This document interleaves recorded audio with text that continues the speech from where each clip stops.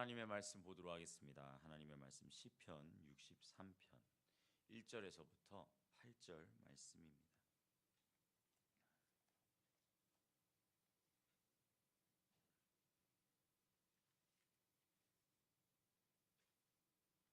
시편 63편 1절에서부터 8절 말씀 제가 먼저 봉독하고 마지막은 합독해서 고백하도록 하겠습니다. 하나님이여, 주는 나의 하나님이시라. 내가 간절히 주를 찾되 물이 없어 마르고 황폐한 땅에서 내 영혼이 주를 갈망하며 내 육체가 주를 앙무하나이다.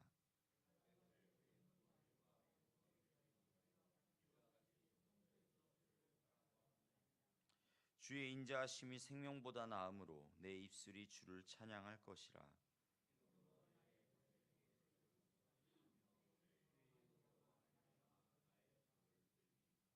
골수와 기름진 것을 먹음과 같이 나의 영혼이 만족할 것이라.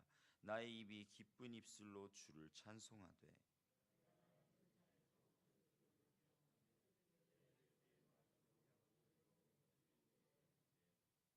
주는 나의 도움이 되셨음이라. 내가 주의 날개 그늘에서 즐겁게 부르리이다. 다 같이 고백하겠습니다.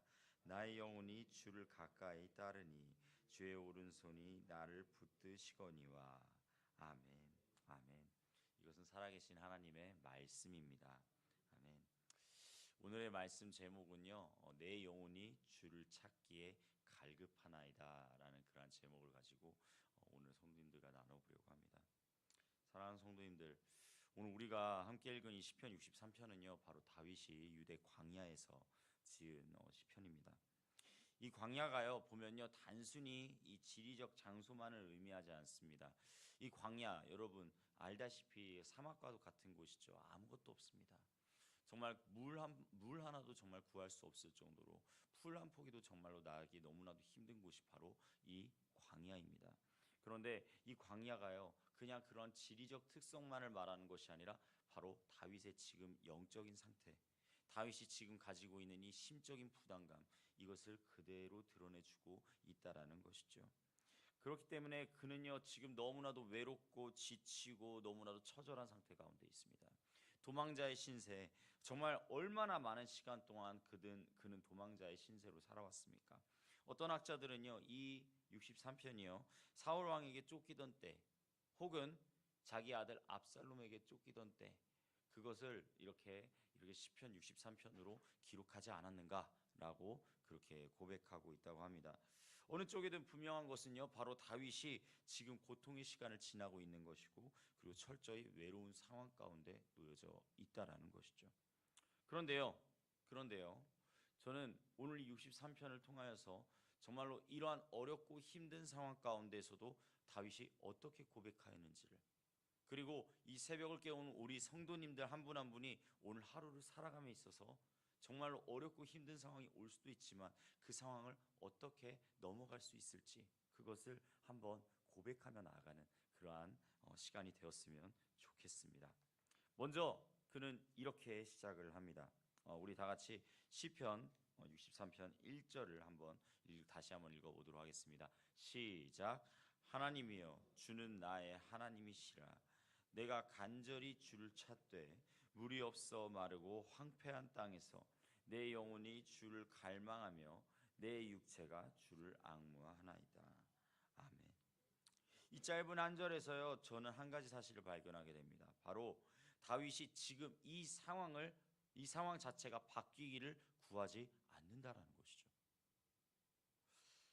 하나님, 나를 여기서 제발 꺼내주십시오. 내 이 상황을 제발 고쳐주십시오. 제발 이러한 상황 가운데 있는데 이러한 상황을 완전히 뒤집어 주십시오 라고 그렇게 이야기하지 않습니다. 그러면 무엇이라고 이야기하죠? 나는 지금 광야 가운데 있지만 여전히 주는 나의 하나님이십니다. 여전히 주님께서는 나의 하나님이십니다라는 그러한 고백이 먼저 주어지고 있다는 것이죠. 사랑하는 성도님들, 우리는요 상황이 바뀌기를 원합니다. 상황이요 마치 정말 기적과도 같은 그러한 상황 가운데에서 그 모든 어려운 순간들이 그냥 한순간에 해결되기를 원합니다. 그런데요 제가 평소에 생각보다 꽤 많이 할 일이 있으면 그 할 일을 꽤나 많이 미루는 편이거든요. 근데 그 할 일을 미루면은 그 일이 해결이 될까요? 아니요, 절대 그렇지 않습니다. 그 할 일은 그대로 남아 있습니다. 나중에는 더 힘들게 그 할 일을 해결해야 되는 그러한 모습 가운데 놓여지게 되더라고요. 아무리 기도를 열심히 한다고 해도 제가 액션을 취하지 않으면 그러면 아무런 일도 일어나지가 않습니다. 아무 일도 하지 않으면 아무런 일도 일어나지 않습니다. 하나님께서는요, 우리의 마음 상태를 보신다는 것이죠. 그러한 상황 가운데 놓여져 있는 그것 자체가 바뀌기를 원하는 것이 아니라 우리가 지금 해야 될 행동이 무엇인지, 그리고 그 상황 가운데서 우리가 가져야 될 마음이 무엇인지를 주님께서는 보고 계시다는 것이죠. 그렇기 때문에 이 고백이 우리의 마음속에 온전히 들어갈 수 있기를 간절히 원합니다. 바로 여전히 주님은 나의 하나님이십니다. 아무리 어려운 상황 가운데 놓여져 있더라도 나의 하나님께서는 여전히 내 안에 계십니다. 이러한 고백들이 이어질 때 사랑하는 성도님들, 우리들이 주님 안에서 온전히 그 행동을 취할 때 변화가 되어질 줄로 믿습니다. 온전히 그 상황이 해결될 줄로 믿습니다. 이 아침에 우리 중에서도 인생의 광야를 걷고 있는 분이 분명히 있을 것입니다. 몸이 아파서 혹은 관계가 끊어져서 경제적으로 막혀서 마음이 어려워서 누구에게도 말 못할 그러한 상황 가운데 놓여져 있을 수도 있습니다. 하지만 그러한 상황 가운데 하나님께서 물어보신다는 것이죠. 이러한 상황 가운데서도 여전히 너는 나를 하나님이라고 부르느냐? 그런 고백 가운데 여러분, 신앙이요 결코 형편이 좋을 때 주어지는 것이 아니라 우리의 신앙은요 형편이 나쁨에도 불구하고 어려움에도 불구하고 그러한 고백들이 이어질 수 있기를 간절히 원합니다. 내 영혼이 주를 갈망하며 내 육체가 주를 앙모하나이다. 하나님이 아니고서는요 도저히 견딜 수 없는 상태. 그러한 상황 가운데서 다윗은 굳건히 하나님을 온전히 붙잡았다는 것이죠. 여기서 갈망하다는 표현을 한번 보도록 하겠습니다.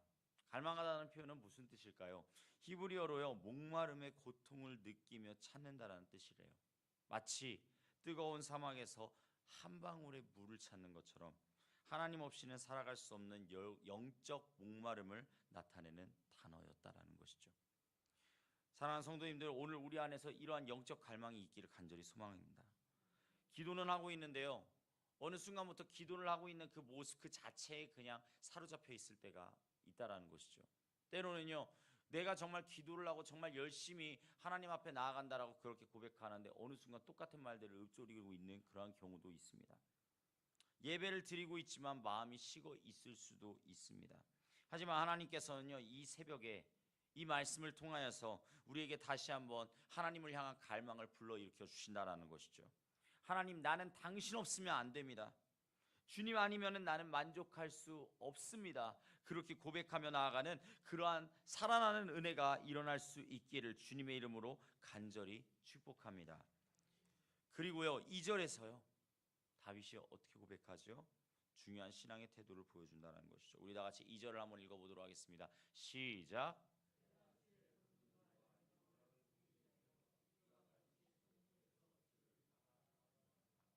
아멘. 광야에 쫓기는 다윗, 그가 지금 성소에 있을 수 있나요? 아니요. 사실 광야에서는요 지금 성소가 아니에요. 광야는요 어떻게 보면 너무나도 메마르고 척박한 곳이에요. 그곳에서 그 성소를 지날 수 없는, 그 성소에 머무를 수 없는 그 다윗의 마음. 그런데 그럼에도 불구하고 다윗이 지금 63편 2절에서 고백하고 있는 것이 무엇이죠? 네, 정말로 내가 지금 있는 이 자리가, 내가 하나님께 온전히 구하며 나아가는 이 자리가 바로 성소입니다. 주님 앞에 나아가는 성소입니다. 그게 고백한다는 것이죠. 사랑하는 성도님들, 그렇습니다. 교회에 와서 기도드리고 교회에 와서 예배 드리는 것, 그것도 중요합니다.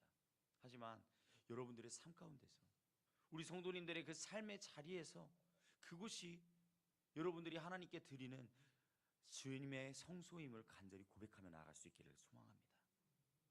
그 자리가 하나님께서 임재하시는 자리임을 그렇게 믿으며 나아가는 그러한 성도님들이 되시기를 주님의 이름으로 간절히 축복합니다.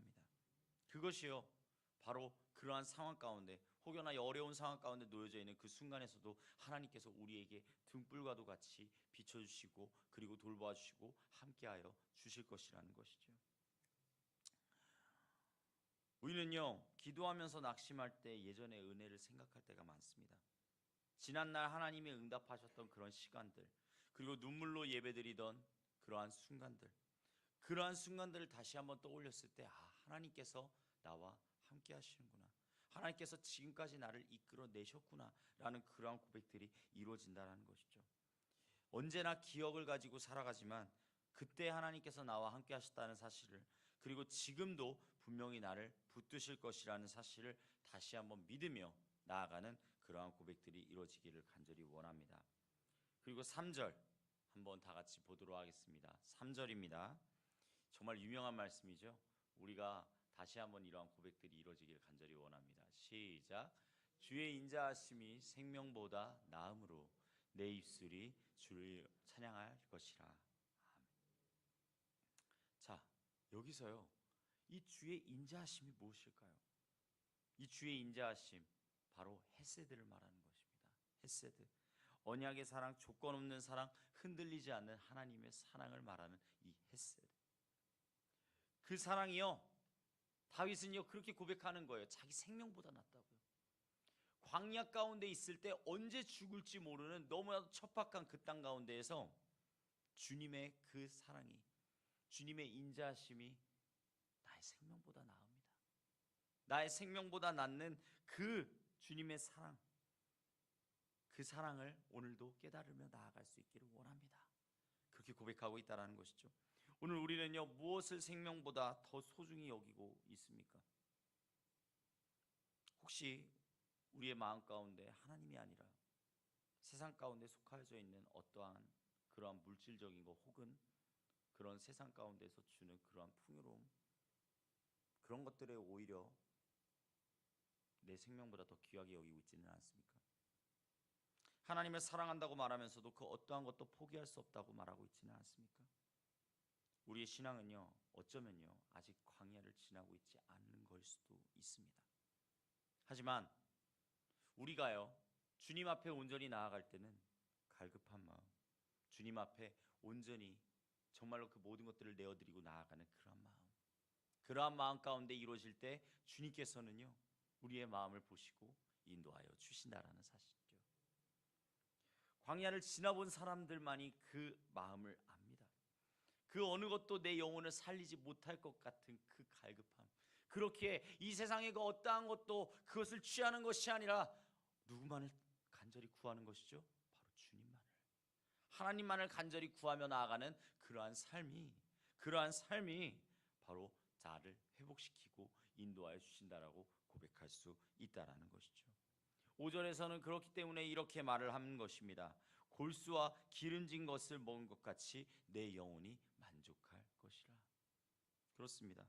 여러분, 한번 생각해 보십시오. 지금 이 광야에서 어떻게 골수와 기름진 것을 먹을 수 있겠어요? 광야에서 절대 골수와 기름진 것을 먹을 수가 없습니다. 하나님의 역사하심, 이스라엘 백성들이 하나님의 역사하심 가운데 메추리가 날아와 가지고 그렇게 기름진 것을 먹었다지만, 그렇게 하나님께서 주시지 않고서는 도저히 그러한 상황이 일어날 수가 없다는 거예요. 광야입니다. 허기졌습니다. 춥습니다. 그런데도 말입니다, 그 가운데서 다윗은 그렇게 고백하고 있는 것이죠. 하나님으로 인해 나는 만족합니다 라고 그렇게 고백하고 있는 것입니다. 세상 가운데서요, 우리는요 계속해서 우리에게 계속해서 말하는 게 있어요. 돈이 있어야 행복하다, 건강해서 행복하다, 좋은 관계가 있어야지만 그러한 행복이 누려진다. 아니요. 우리 그리스도인들은, 하나님을 믿는 사람들은 딱 한 가지, 누구만을 의지해야 되죠? 하나님만을 의지해야 된다는 거예요. 하나님만을 온전히 의지하고 나아갈 때 세상이요 결코 줄 수 없는 그러한 놀라운 은혜와 그러한 사랑이 주님으로부터 온전히 흘러나오게 될 줄로 믿습니다. 내가 누워있을 때에도 주를 기억하며 새벽에 주를 작은 소리로 읊조리우리니. 그렇습니다. 여러분, 6절의 이 고백처럼 오늘 이 새벽을 깨우며 나온 우리 성도님들, 오늘 이 말씀을 통하여서 오늘 이 새벽 가운데 나온 우리 성도님들의 그 마음을 다시 한번 주님께 읊조리고 주님께 온전히 드리며 나아가는 그러한 고백들이 이루어지기를 간절히 소망합니다. 새벽에 하나님을 찾는 것이요 단순히 경건의 문제만을 이야기하는 게 아니에요. 그것은요, 여러분들의 마음 가운데 주님을 향한 갈망이 있기 때문에, 여러분들의 마음 가운데 주님을 향한 간절함이 있기 때문에 이 자리에 나와 주신 줄로 믿습니다. 주님의 그 은혜를 온전히 구하며 나아갈 때 주님께서는요, 우리 성도님들의 그 한 분 한 분의 그 갈망을 들으신다는 것이죠. 사랑하는 성도님들, 세상이 잠든 시간입니다.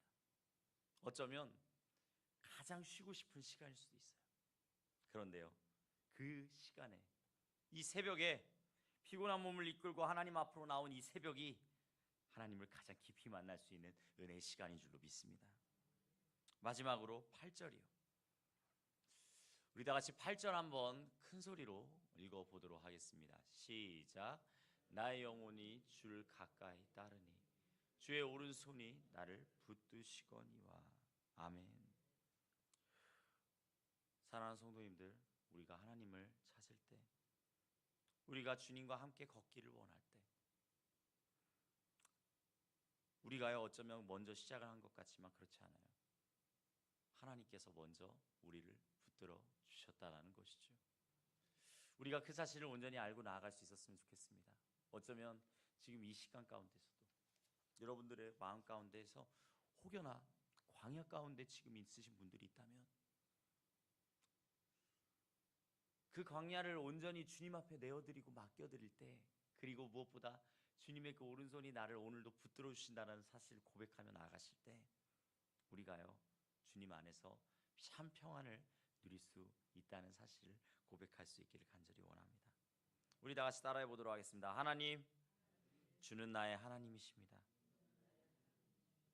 그렇습니다. 상황은 바뀌지 않았습니다. 내 삶의 광야도 그대로 있을 수 있어요. 하지만 내 마음이 하나님을 향해 온전히 열려 있을 때, 그분의 사랑이 생명보다 귀하고 그분의 임재가요 오늘 이 영혼을 만족하게 하며 그분의 오른손이 우리를 끝까지 붙들어 주신다는 사실을 기억하며 이 새벽 그 하나님 앞에 온전히 설 수 있는 우리 서천중앙교회 모두가 될 수 있기를 주님의 이름으로 간절히 축복합니다. 아멘. 기도하도록 하겠습니다.